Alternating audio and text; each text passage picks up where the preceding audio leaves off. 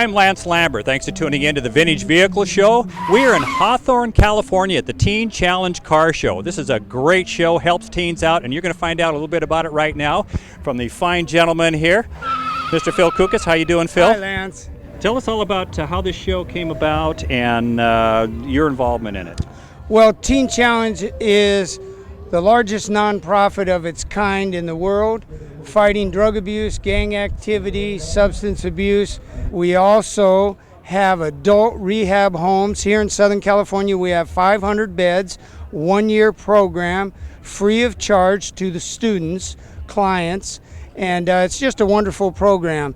And we raise money from different events, and this car show, it's our second annual, and Mayor Larry Guidi of Hawthorne, along with the whole city council, and everyone has just been so supportive, and the car clubs and the different car enthusiasts, all the vendors, sponsors that have given to make this a success, and Teen Challenge is on the cutting edge. Well, Teen Challenge has been very impressive here today in the fact that there's so much support from the participants in the show. So what we want to do now is go out, take a look at some of the cars that are here and meet some of the participants and find out more about their cars. So Phil, thank you very much. Have a good day, Lance. All right, thanks for inviting us. Thanks for coming.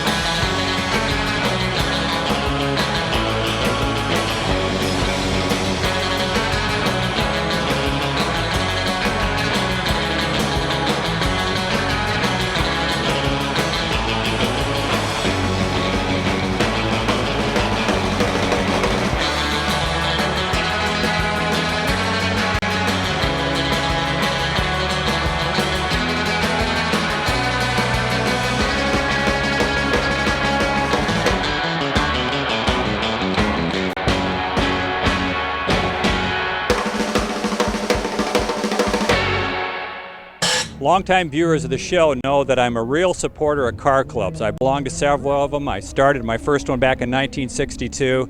Love car clubs and what they do for the hobby. Well, there's a couple gentlemen here who belong to a car club that has been around since 1952. Is that correct, Victor? 53. And John, I could say something insulting like, were you one of the early members? But I think you were a little squirt way back then. No, I've been in the club about 25 years. So how did the Pharaohs come about? It's a pretty famous name. I think there isn't anybody in the car world that hasn't heard of the Pharaohs. Well, the Pharaohs started as in the community of Wilmington, and in 1953, a group of guys, same interest in the old cars and lowering them down, and they came out about that era, you know.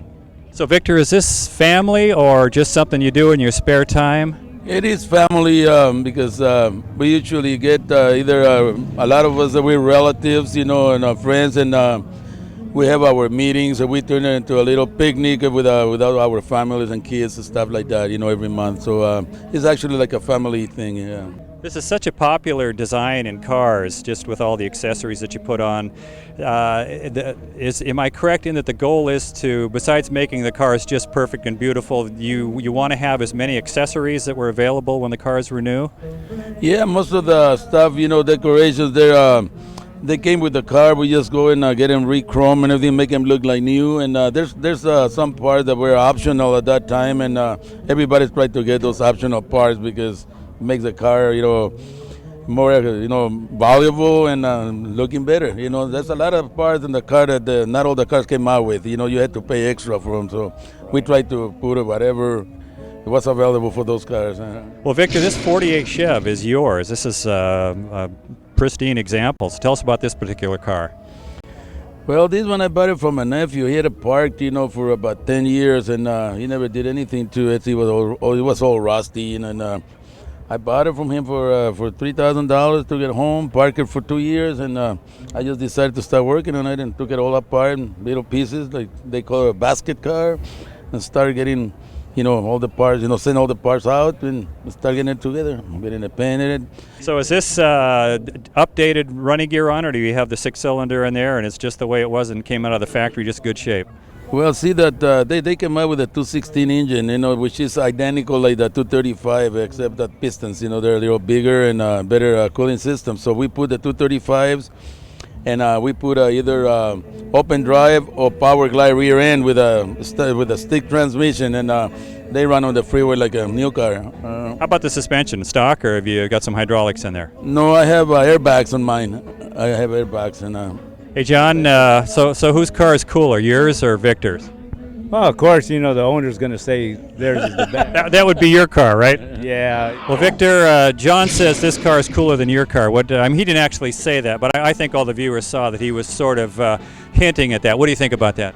I love this car. I mean, it's a matter of taste. Everybody, people like certain years of cars, and I like this car. I wish I had one of these too. I'd probably buy me one. Very, very diplomatic of him, don't you think, John? Well, it's good. Everybody takes pride in their cars. So tell us about this one. What's the history of it? This one, we bought it it's going on 30 years, and we restored it about 30 years ago, so it needs a new paint job now. We're going to redo it again, but, it's been in the family so long that we have other projects now, other cars, but so this has been sitting around for a while. So, but we have our fun. My kids grew up in the car, and now they got their own cars, so they don't come and help me clean it up anymore. So, well, these seem to be really popular, and so do the 48s like yours, Victor. What do you think it is about the appeal of those two cars that make them just last as far as popularity? I think like they say, the 39 was the original granddaddy of all the lowriders. In my days I had the 48s too, but like a lot of people want to really get the 39 Chevy. But between that and the 48, they're always on top of my list. Well, guys, thank you very much. We're going to meet some more of the Pharaohs here, and thanks for letting us take a close look at your cars and telling us about your club. Thank you. All right. Thank you.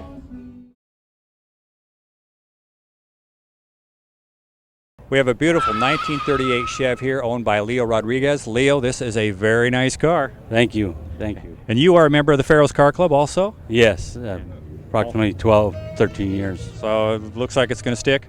Yeah. Well, tell us a little bit about your car. Well, it's a 38. I bought it from up north from a friend of mine. It was actually a chicken coop when I bought it, but I completely restored it from the ground up, frame off restoration, put Camaro suspension on it, V8, and all the other goodies accessories that you see on it. I noticed a lot of your buddies here have kept the original 6-cylinder motors, or at least put a 6-cylinder motor in them, and you chose a V8. How come? Yeah, well, I like to get down the road. I like to go out of town, and I had a lot of 6-cylinders when I was younger, and I kind of grew out of them. I like the V8 better. What's your favorite thing about being in an organized car club? Well, it gives us something to do. Our club is pretty much a family-oriented car club. We do a lot of functions that involve our kids, and we do a lot of functions, raise money for the town that we're from. Leo, thank you very much for being on the Vintage Vehicle Show. You have a beautiful car. Thank you. Danny, this is a very nice 1950 Chev. Great looking car. Tell us about it. Oh, actually, I've only had the car for about 2 years. I put roughly about $5,000 into it. When I got it, it didn't have much as chrome it has on it now. I did the paint's original. I just had a whack job done to it and it came out. That's amazing. So did you have this car and then join the Pharaohs, or were you already in the Pharaohs and bought the car? No, I got the car first and then I joined the Pharaohs. I only been in the Pharaohs about 2 years. So you're the new guy? Yeah, actually I'm the new guy here. Yeah. What is it about being in the Pharaohs or a car club that appeals to you? Actually, like you see today, the way the cars are, we're all a family. We're always participating as much as car clubs we can, car shows. We help the community as much as we can. Any of events with dealing with the youth, we help them out as much as we can. You've owned this car for a couple of years. You've done, you said, some work to it. What's future plans? I mean, it looks like it's done to me.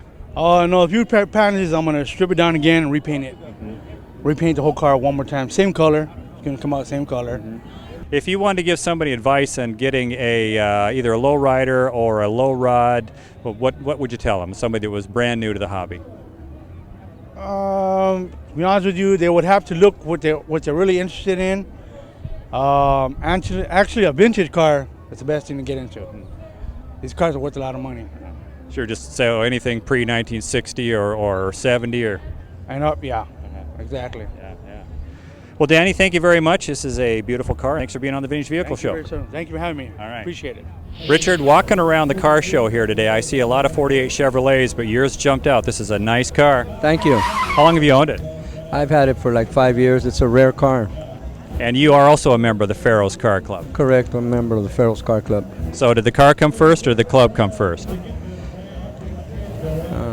Car came first.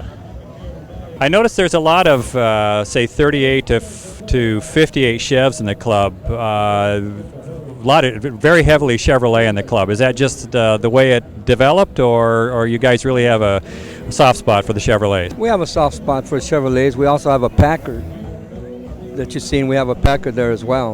A Mercury too, right? A Mercury too. Yeah, but we're basically Chevrolet people. Tell us a little bit about your car. Well, it's a rare car. The fog lights are built in the grille. It has 2 heaters. It has a rear wiper, which is rare. And it also has an overdrive, which is a transmission in a transmission, 2 transmissions. So I could say it's one of its kind. I do know it's one of its kind. When you bought it, was it a basket case or was it in pretty good shape? No, I bought it from an original owner. It was very clean. It was black. And I just give it the whammy-dammy on it, just make it look good. So, Richard, what's the best thing about owning a 48 Chev, and what's the best thing about being in the Pharaohs? Well, the Chevys, since I've been in high school at 16, I've always owned a Chevy. They got beautiful lines. Look at them, And the Pharaohs, this is a nice, tight, solid car club. We're like very family-orientated. We go to a lot of functions. We do a lot of community service. We have a lot of kids in the club as well. It's a beautiful club, and I'm glad to be a member of it. Well, I'm glad that you guys invited us to kind of focus on you today. So thank you, Richard, for being on the Vintage Vehicle Show. My pleasure. All right, and I hope you don't have to use that back windshield wiper very often. Or the snow grill on the side. Huh? Thanks. Take care.